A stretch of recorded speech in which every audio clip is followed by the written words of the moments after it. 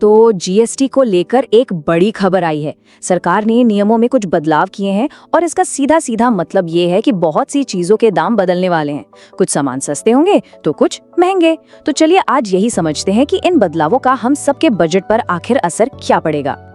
तो सवाल बहुत सीधा सा है, जीएसटी के ये जो नए नियम हैं, ये हमारी जेब में कुछ पैसे बचाएंगे या फिर हमारे खर्चे और बढ़ा देंगे? आइए एक एक करके इन सारे बदलावों को देखते हैं और इस सवाल का जवाब ढूंढते हैं। तो शुरुआत अच्छी खबर से करते हैं, है ना? देखते हैं कि आखिर वो कौन कौन सी चीजें हैं जो अब हमारी जेब पर थोड़ी हल्की पड़ने वाली हैं।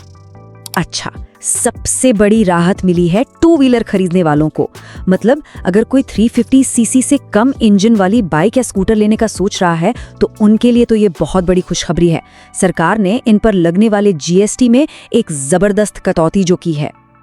तो आप सोच रहे होंगे कि ये कटौती है कितनी बड़ी, तो सुनिए, जीएसटी रेट को सीधे 28% से घटाकर 18% कर दिया गया है। जी हाँ, पूरे 10% की सीधी कटौती, और इसका असर जाहिर है सीधा कीमतों पर दिखेगा। और इस कटौती का मतलब है मोटी बचत। सोचिए, होंडा के मॉडल्स पर करीब करीब 19,000 रुपए तक बचाए जा सकते हैं। सुजुकी पर भी ये बचत 18,000 रुपए से ज्यादा है। और हीरो मोटोकॉर्प और टीवीएस जैसी कंपनियां भी दाम 14,000 से 15,000 रुपए तक कम कर रही हैं। ये बहुत बड़ी रकम है। और रुकिए, ये राहत सिर्फ बाइक्स तक ही नहीं है। जीएसटी दरों में लगभग 150, जी हाँ, 150 कैटेगरीज में कमी की गई है। इसमें हमारी रोजमर्रा की जरूरतें जैसे डेयरी प्रोडक्ट्स, साबुन, शैम्पू, टूथपेस्ट, ये सब शामिल हैं, जिन पर अब सिर्फ 5% जीएसटी लगेगा।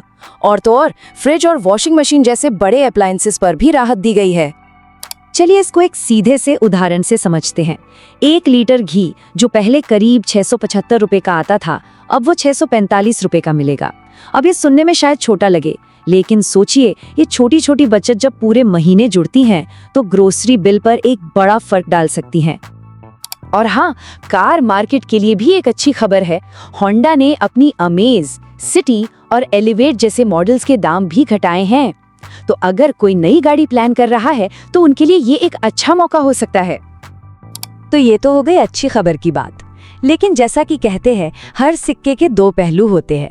अब जरा उन चीजों पर भी नजर डालते हैं जिनके लिए अब हमें अपनी जेब ज्यादा ढीली करनी पड़ेगी। तो यहाँ पर ना एक बड़ा दिलचस्प बंटवारा हो गया है। जहाँ एक तरफ 350 सीसी से कम इंजन वाली बाइक सस्ती हो रही हैं, वहीं दूसरी तरफ 350 सीसी से ज्यादा की पावरफुल बाइक्स पर जीएसटी बढ़ा दिया गया है। मतलब उनकी कीमतें बढ़ गई हैं। तो कह सकते हैं कि बाइक मार्केट अब इंजन साइज के आधार पर 2 हिस्सों में बंट गया है।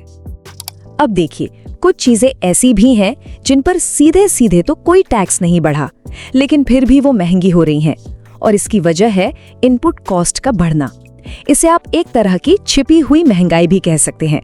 चलिए समझते हैं कि आखिर ये है क्या। देखिए, इसको आसान भाषा में समझते हैं। किसी भी चीज को बनाने में जो कच्चा माल लगता है, फिर उसे फैक्ट्री से हम तक पहुंचाने का जो ट्रांसपोर्ट का खर्चा है, पेट्रोल डीजल की कीमतें हैं, ये सब मिलकर उस चीज की लागत तय करते हैं। अब जब कंपनियों के लिए ये लागतें ही बढ़ जाती हैं, तो जाहिर है वो इसका बोझ हम पर यानी ग्राहकों पर डाल देती है, और नतीजा हमें वो चीज महंगी मिलती है।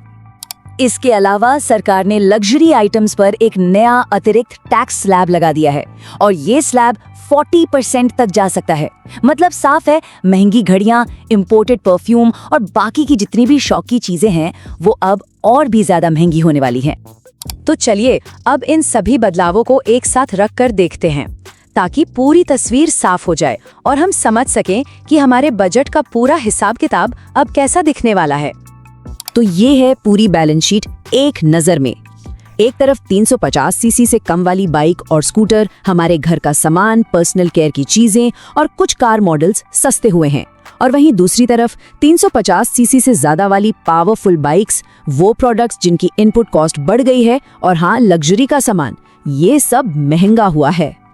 तो कुल मिलाकर देखें तो ये बदलाव रोजमर्रा की जरूरतों पर तो राहत देते हैं, लेकिन शौक और लग्जरी को और महंगा बना रहे हैं।